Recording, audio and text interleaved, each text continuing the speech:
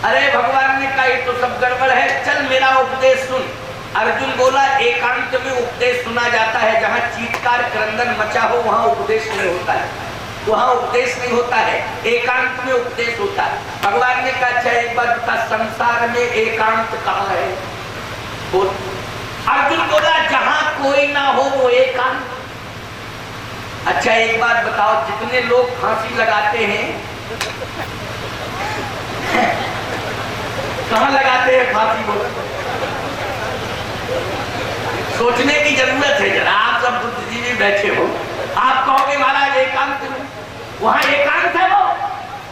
प्राण कोई सहज में देता है, जहां अनेक झंझावार होंगे वहीं पर प्राण छोड़ने की व्यक्ति संकल्प लेगा, उसके मन में संकल्प शक्ति जागृत होगी, होगी कि नहीं होगी? कहां? जहां अनेक झंझावार होंगे वहां। तो सोचो जरा, विचार करो, जहां पर वह मरने का संकल्प ले रहा है, निश्चित है कि संसार की सारी व्याधियां उसके सिर पर नाच रही हैं, इसलिए वो मरने के लिए उस स्थान पर विवश हो रहा है। काहे का एकांत? वो है एकांत, वो एकांत नहीं है। इसलिए हम नहीं कह सकते हैं कि जिस कमरे के अंदर तुम बंद हो वो एकांत है, जिस जंगल में तुम रह रहे हो वहां कोई नहीं है, एकांत है। नहीं नहीं, भगवान ने कहा हे अर्जुन, संसार में एकांत कहीं नहीं है। अर्जुन बोला फिर एकांत कहाँ है? कहा हे अर्जुन, जहां हम खड़े हैं, जहां तुम खड़े हो उसी को एकांत मानो। अर्जुन बोला यहाँ तो हजारों खड़े हुए हैं। भगवान ने कहा तुम हजारों को देखो ही नहीं।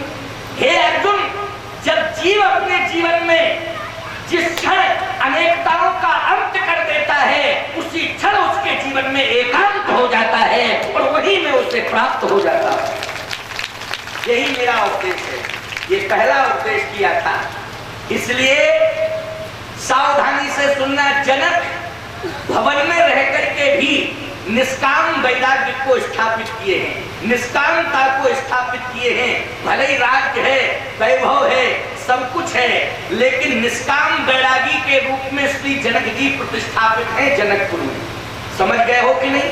और अगर निष्काम वैरागी जनक ना होते तो गर्ग जी, गौतम जी, कपिल जी, कणाद जी, सतानंद, पराशर, वशिष्ठ, ये सब ब्रह्म ज्ञान की शिक्षा लेने के लिए जनकपुर नहीं जाते। ये सब जनकपुर ब्रह्म ज्ञान की शिक्षा लेने के लिए जनक जी के दरबार में जाते हैं। इतने बड़े बड़े महात्मा अपना अपना जंगल वन छोड़ करके, तपस्या छोड़ के। तो कल्पना करो कि महाराज श्री जनक साधारण नहीं है, उनको सामान्य नहीं कहा जा सकता है। इसलिए मनु की तपस्या ने ब्रह्म को बेटा बनाया है, लेकिन जनक की तपस्या ने ब्रह्म को बेटी बना लिया है। इसलिए जनक जी सामान्य नहीं है। बोलो, जिसे बेटी मिल जाए वो भाग्यवान, के बेटा मिले वो भाग्यवान। आप कहोगे महाराज ये तो बड़ी विचित्र बात आपने कही है। अब सुन लो हमारी बात को, सुनो। आप कहोगे महाराज बेटा मिल जाए वो भाग्यवान। तो मनु जी बेटा छोड़ के वो लोग गए थे जंगल में कि नहीं? क्या छोड़ के गए थे वो लोग? बेटा छोड़ के गए थे। और भगवान को किस रूप में मांगा? बेटे के रूप में मांगा कि नहीं मांगा? जब बेटा था तो दोबारा बेटा क्यों मांगा? सोचने की बात है। जब बेटा था, हाँ बेटा अगर गड़बड़ अड़बड़ हो क्यों भाई, तब तो बेटा दोबारा मांगा जाए। लेकिन जब बेटा बहुत ही बढ़िया है तो दूसरा बेटा क्यों? बेटी मांग लेते। लेकिन ईमानदारी से बताओ, सोचने की जरूरत है। महाराज श्री जनक को ब्रह्म बेटी के रूप में मिला, महाराज मनु को ब्रह्म बेटा के रूप में मिला। बोलो मिला कि नहीं मिला? वही मनु तो दशरथ हुए। कल्पना करिए कि क्यों? इसलिए कि जनक जी निष्काम वैरागी, निष्काम वैराग्य का स्वरूप सहज वैरागी है। सहज वैराग्य का स्वरूप उदित है उनके जीवन में। तो महाराज श्री जनक को बेटी के रूप में ब्रह्म प्राप्त हो गया, क्योंकि बेटी पास होती है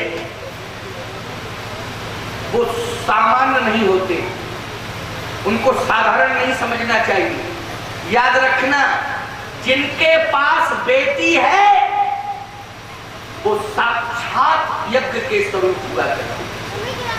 आप कहो महाराज बेटी जिनके पास है वो यज्ञ के स्वरूप कैसे? सावधानी से मेरी बात को सुनना। आप एक होमात्मक यज्ञ कराते हो, उसके लिए आपको तमाम सहयोगियों की आवश्यकता पड़ती है, तब बड़ी मुश्किल में वो आपका यज्ञ सफल हो पाता है। लेकिन जिसके घर में बेटी होती है वो अपने बल पर ही यज्ञ कर लेता है और यज्ञ करके वो निश्चित है कि परमार्थ पद को प्राप्त कर लेता है, इसलिए वो यज्ञ स्वरूप होता है। निश्चित रूप से जिनके पास बेटियां हैं उनके घर में सहज में ही यज्ञ हो जाते हैं। बोलो हो जाते हैं कि नहीं हो जाते हैं? और उस यज्ञ से बड़ी बड़ी उपलब्धियां होती हैं। क्या उपलब्धियां होती हैं?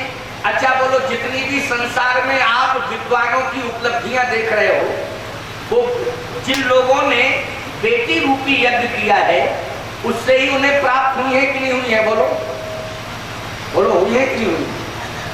ये जितनी भी उपलब्धियां, बड़े बड़े अवतार देख रहे हो आप, अवतार, उसके मूल में बेटी है कि नहीं? मैं कहता हूं राम जी का अवतार हुआ तो किसकी गोद में हुआ? बेटा की गोद में, बेटी की गोद में, वो कौशल्या। भगवान कृष्ण का अवतार हुआ किसकी गोद में हुआ? देवकी। बोलो हुआ कि नहीं हुआ? भगवान परशुराम का अवतार हुआ किसकी गोद में हुआ?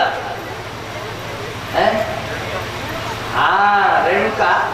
हाँ ठीक, जानते तो हो भगवान की बहुत बड़ी कृपा है। आजकल जो है हमारे यहाँ शास्त्रों में जो वर्णन